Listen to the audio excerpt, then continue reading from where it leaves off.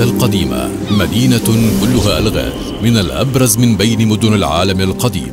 إنها مدينة مينائية محصنة واستخدمت بوابة للبلاد المقدسة، كلها جمال، مغامرة وأسرار خفية اتجهت إليها الأنظار من كل أقطاب العالم، وحضارات كثيرة خلفت فيها أثر.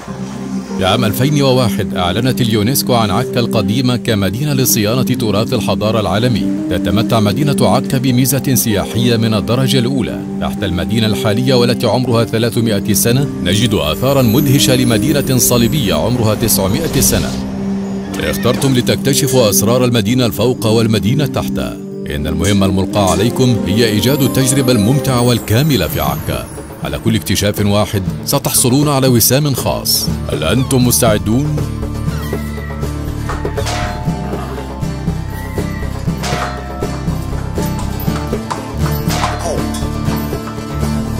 أنتم موجودون في خان العمدان. إنه خان كبير للتجار يقع بمحاذاة الميناء، كان يستخدم للتجارة الدولية وللمبيت. بني هذا الخان في أواخر القرن الثامن عشر على يد أحمد باشا الجزار خلال العهد العثماني. بعد أن كان ينزل التجار بضاعتهم كانوا يسرعون إلى الحمام التركي لينتعشوا من مصاعب السفر وليجهزوا أنفسهم للمكوث في المدينة.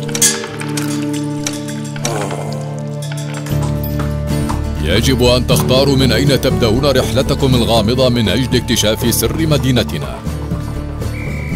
المسار الأصفر مسار نابليون، المسار الأحمر عابر عكا، المسار البحري في أعقاب رحلة القديس بولس إلى عكا، المسار اليهودي في أعقاب الرابي موشي بن ميمون، الرابي موشي بن نحمن وشخصيات يهودية عظيمة نشطت في عكا، وهناك مسارات عديدة أخرى.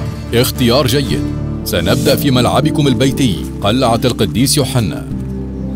تعتبر القلعة مبنى معماريا فائق الروعة، بنيت قبل 900 عام في القرن الثاني عشر على يد فرسان القديس يوحنا. حقا إنها مدينة مخفية، لا أعتقد أن هذه هي الطريقة لاكتشاف سرها. لما لا تنسابوا؟ انضموا للمجموعة، الدخول من هنا. حصان فارس، هذه درجات بنيت خصيصا لتتمكن خيول الصليبيين من الصعود عليها إلى الطابق العلوي.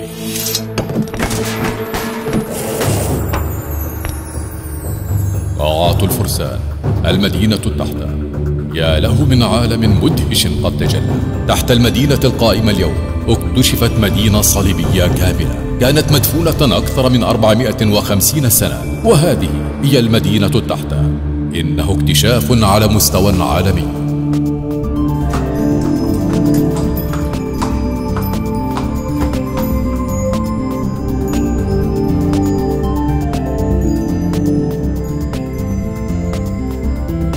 على دراسة واكتشاف المدينة تحت ستحصلون على أول ميدالية. استمروا على هذا النحو. من عجائب وخفايا المدينة تحت يمكن الوصول أيضا إلى حصون المدينة. على مدار سنين طويلة اعتبرت عكا مفترقا للتجارة والحج.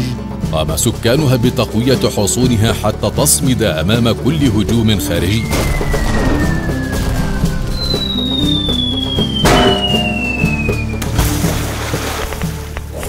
كل الاحترام أيها الفارس، لقد أنقذت الأسوار. هنا تماما قبل 200 سنة فشل القائد العظيم نابليون بونابرت في محاولاته لاحتلال المدينة. ستحصلون على ميدالية ثانية على انتسابكم لسلالة عريقة من حماة المدينة.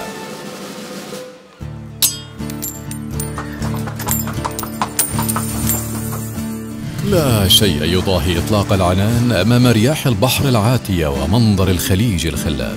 عكا القديمة هي إحدى المدن المينائية القليلة في العالم القائمة بشكل مستديم منذ 4000 عام. اعتبرت مركزا تجاريا دوليا وقطريا، بوابة للشرق، كما اعتبرت ذات قيمة استراتيجية عسكرية. استقطبت أنظار حكام العالم القديم الذين حاولوا احتلالها. اليوم السواح فقط يحتلون عكا، حيث يأتون للتمتع والانبهار بجمالها.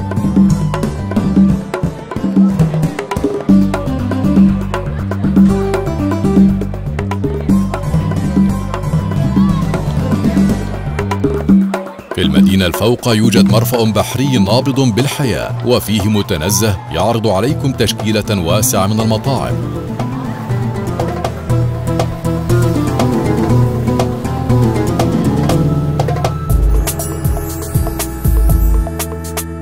يستمتع السواح القادمون إلى هنا بفنادق وأماكن استجمام وفيرة.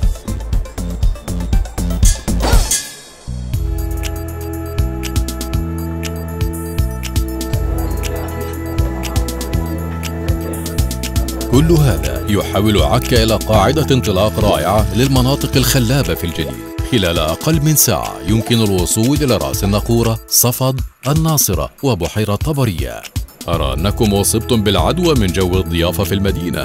نجحتم بالتحرر من أكبال العالم القديم والتمتع بأفضليات العالم العصري ومن خدمات سياحية متقدمة تعرضها عليكم عكا بوفرة.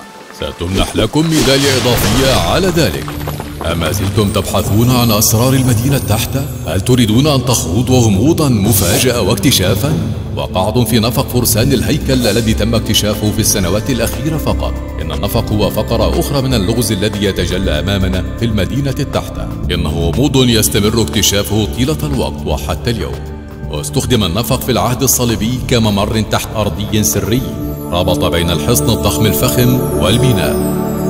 تعتبر عكا مركزا روحانيا لحضارات مختلفة، معبد البهائيين وحدائقه الأخاذة، مسجد الجزار العظيم، كنوز قديمة والتي حسب المعتقدات يتواجد فيها بقايا للهيكل، وطبعا كنائس أقيمت في عكا القديمة في العهد العثماني.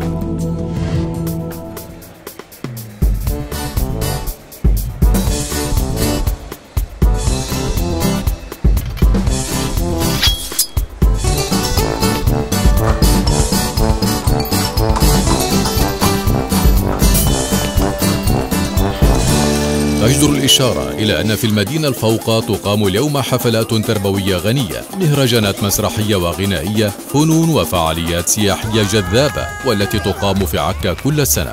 أهم هذه المهرجانات هو مهرجان المسرح الآخر، والذي يعتبر من أحسن المهرجانات في إسرائيل. بما أنكم انضممتم إلى الجو الإبداعي وجو التسامح وجو الضيافة الذين يميزون عكا، فستحصلون على الميدالية الرابعة والأخيرة. من خلال الأوسمة الأربعة التي فزتم بها علمتمونا السر وراء سحر عكا التي بدأت المغامرة فيها لتوها، والتي لا حدود لأسرارها واكتشافها. أثبتتم أنكم جديرون بالفوز بتجربة ممتعة في عكا.